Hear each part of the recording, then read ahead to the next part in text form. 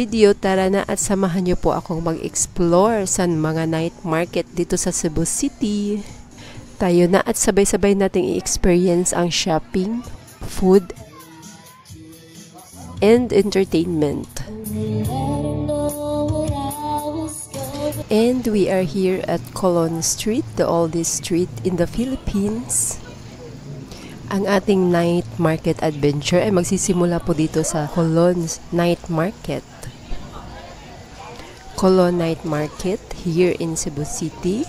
They opened last year on December 14, 2024. So sa gustong mag-shopping ng mga Christmas gift, New Year's gift, or sinulog souvenirs and Valentine's Day gift, this is the perfect shopping for you guys. Yung order na barbecue plus puso. Kain tayo. We paid 180 pesos without drinks.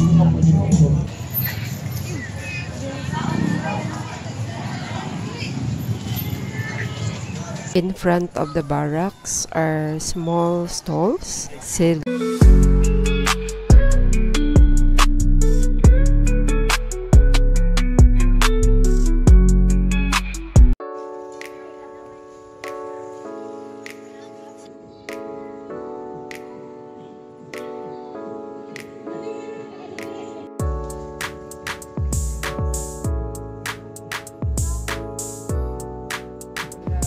Hey guys! Welcome to the Queen City of the South!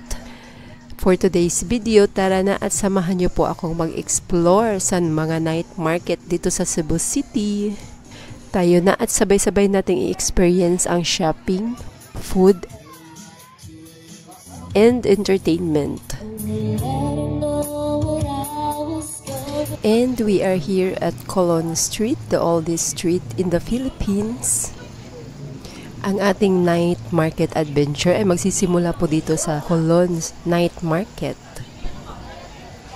Colon Night Market here in Cebu City. We opened last year on December 14, 2024. Strategically scheduled to coincide with Christmas and New Year until the 2025 Sinulog Festival and Valentine's Day celebration. Will open daily from December 14 until February 15, 2025 and will operate from 5:30 p.m. to 1:30 a.m. So sa gustong mag-shopping ng mga Christmas gift, New Year's gift, or sinulog souvenirs and Valentine's Day gift, this is the perfect shopping for you guys. Kay barato ra ang mga prices dire. And it will feature 700 stalls offering various goods, food, and services. Later on, punta naman tayo sa mga food stalls. Pagkatapos natin dito sa mga shops and services.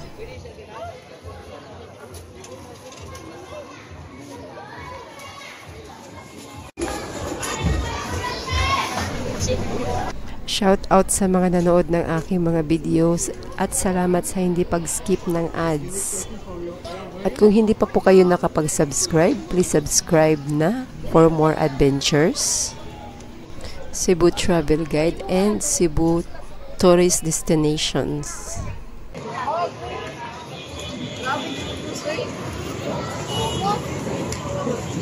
Napakaraming tao kasi Saturday ngayon.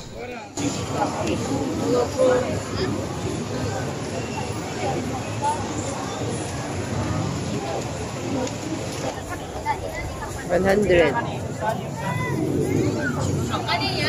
Okay, okay. Okay, okay, thanks. Oh, dili ma. Kaya ano ni dito?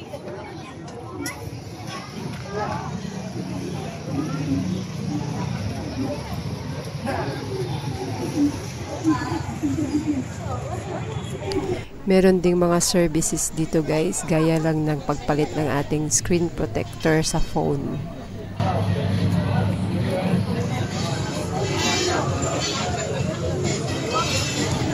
And after the shops, dito naman tayo sa food stalls. Sa mga mahihilig sa balot, meron pong balot dito.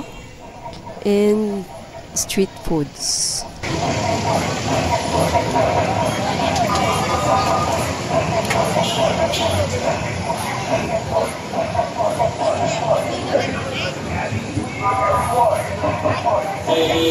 Puto bongbong meron din dito.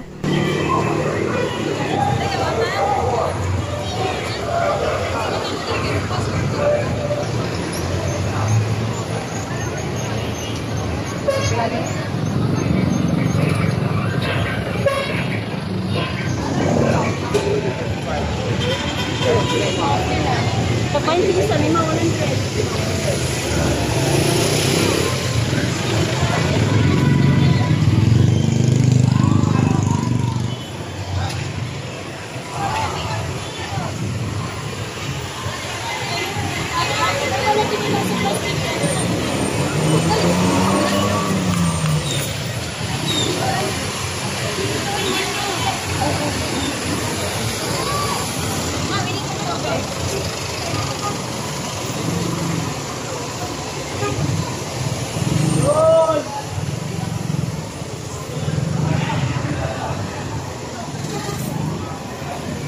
And this is the end of our Colon Night Market tour.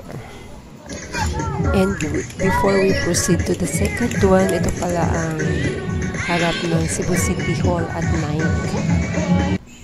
Ito naman ang likod ng City Hall. Dumadaan po tayo dito kasi nandito lang sa malapit yung Puso Village Night Market. At bago tayo makaabot sa Puso Village, dadaan muna tayo dito sa Santo Niño Chapel. Malapit lang po ito sa Carbon Market. Sa likod lang po ito ng Cebu City Hall and this is part of Carbon Market.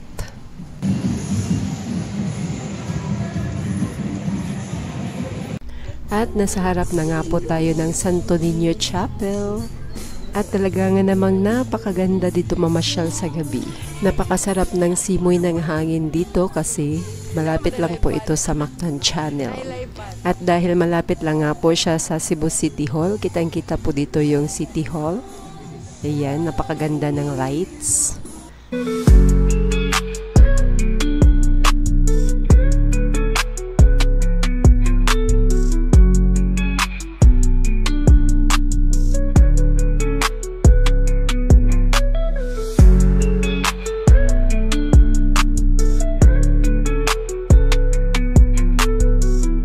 Ano pa bang hinihintay natin? Tara na sa Puso Village.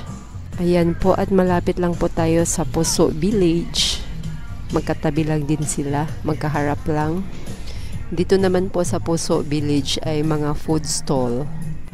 Different variety of foods na pwede po nating mapagpipilian. At ang mga food stall po dito ay temporary lang po habang hindi pa po tapos yung building ng Puso Village. Construction is going on, and according to our sources, Cebu City government is pushing for the opening of Puso Village before the Sinulog Festival, January 19, 2025. Abangan po natin yan kasi din po ako ay excited. Puso Village located beside the Campania Marina building that faces the Mactan Channel is part of 2021 joint venture agreement between the Cebu City government and Mega World Construction Corporation. This project is part of modernized Carbon Market. Puso Village is opens on Saturday and Sunday.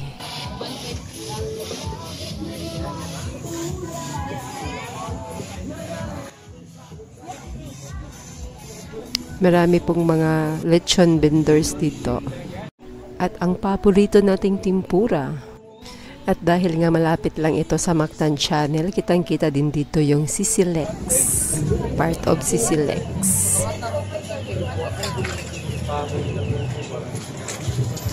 At talaga nga namang mai-enjoy natin ang gabi dahil may libreng live band At talagang mapaparami yung kain natin dito dahil sa ganda ng musika.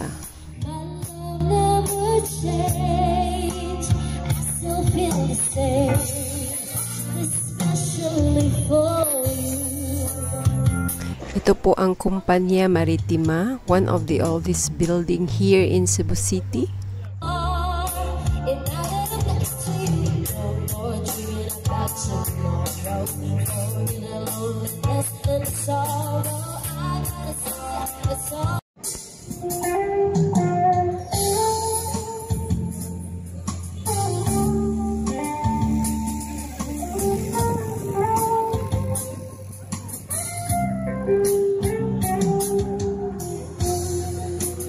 Ay, tag-16 ka ba? 60,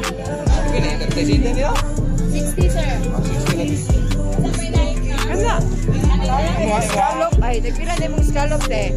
It's 100. Ichi ka po 100. Ito, Sir, order, sir. chicken? Ako lang po online na.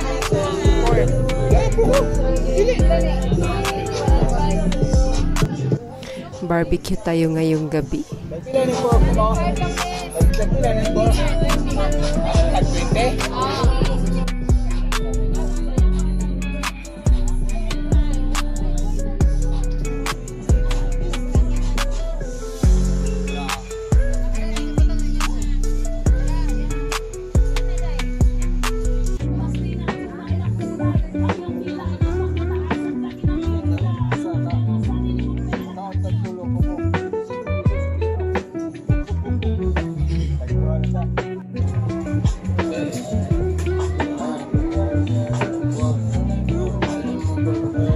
Ila rin siya, day. Isa lang.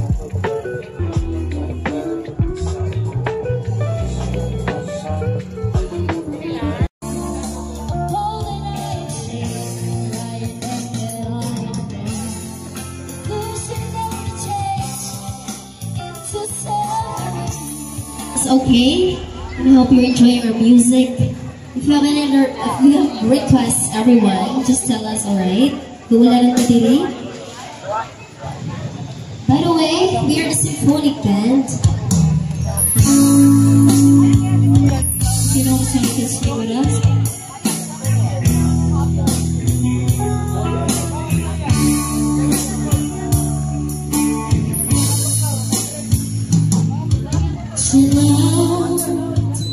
It's been a day. Ito na ang ating order na barbecue plus puso. Kain tayo. We paid 180 pesos without drinks. Pagkatapos dito, pupunta na tayo sa Carbon Night Market. At nandito na nga po tayo sa Freedom Park. At nasa harap po tayo ng University of San Jose, Recoletos. At papunta na po tayo sa food hall ng Freedom Park.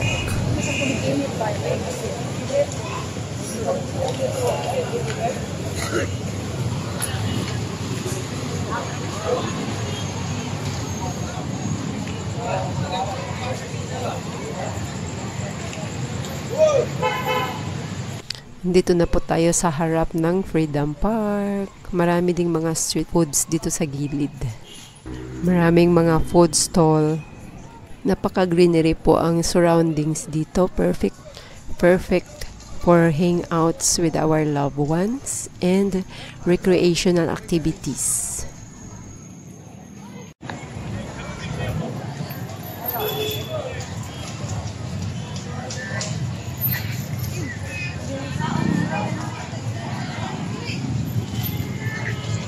In front of the barracks are small stalls selling items like cell phone accessories, clothes, and souvenirs.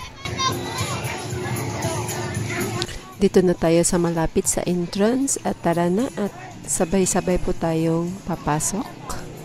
Dito na tayo sa loob ng Warwick Barracks. It has improved as a food park. Selling some Cebu's best dishes.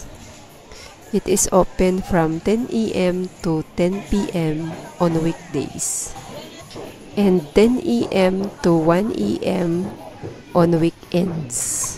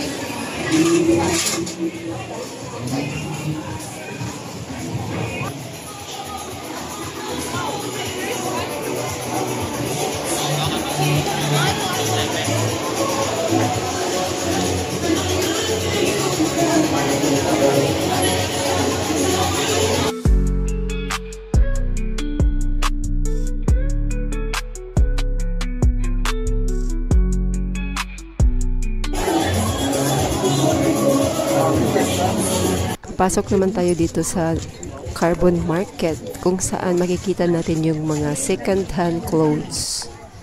Meron ding mga new ones dito sa gilid. Sinong mahilig dyan sa okay-okay? Dito na po. Marami po dito sa Carbon Market. Ikaw na bayabas ko na. Kahil? Kilo ni? Sagkis. Tagsin ko? Kana, ano, kana, kakao. Di mo na tulogis? Og ang gwapa kayo nga mga prutas. Makikita din natin dito yung mga cheaper price na fruits. Dito tayo makakamura sa mga prutas, lalo na kapag New Year. Last din eh.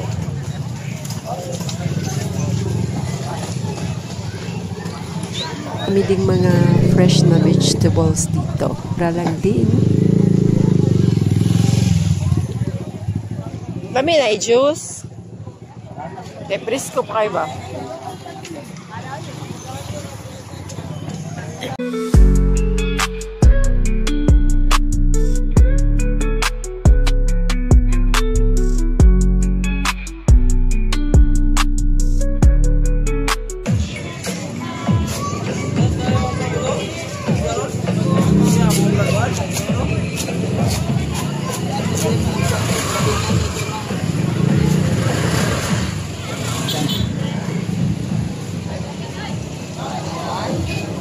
Guwapa kayong kuwan, Tix.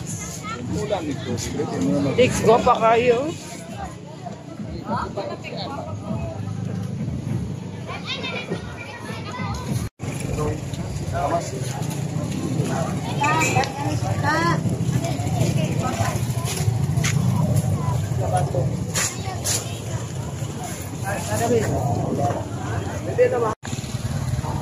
Si 50 kilo, oh.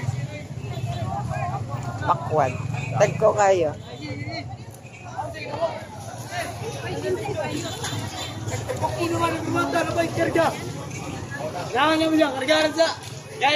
Iya, ugma. Ha?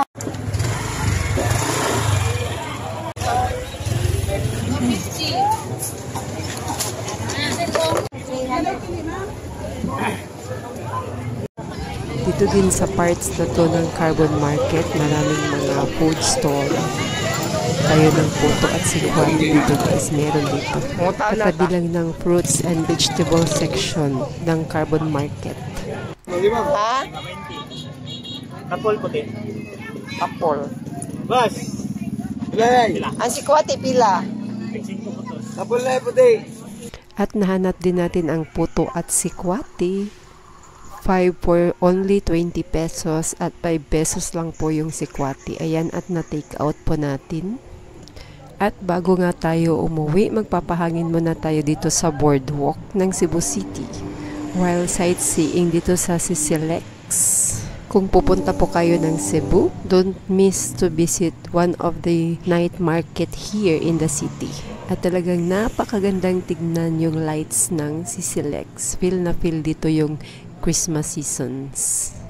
At hanggang dito na lang muna ang ating video for today. Sana'y nag-enjoy po kayo sa ating night market adventure dito sa Queen City of the South, Cebu City. At huwag kalimutang mag-subscribe at i-click ang bell button para ma-update po kayo sa mga bago kong upload. Don't forget to leave a comment, like, and share this video to your family and friends. Hanggang sa muli, much love from Ate Mira Vlogs.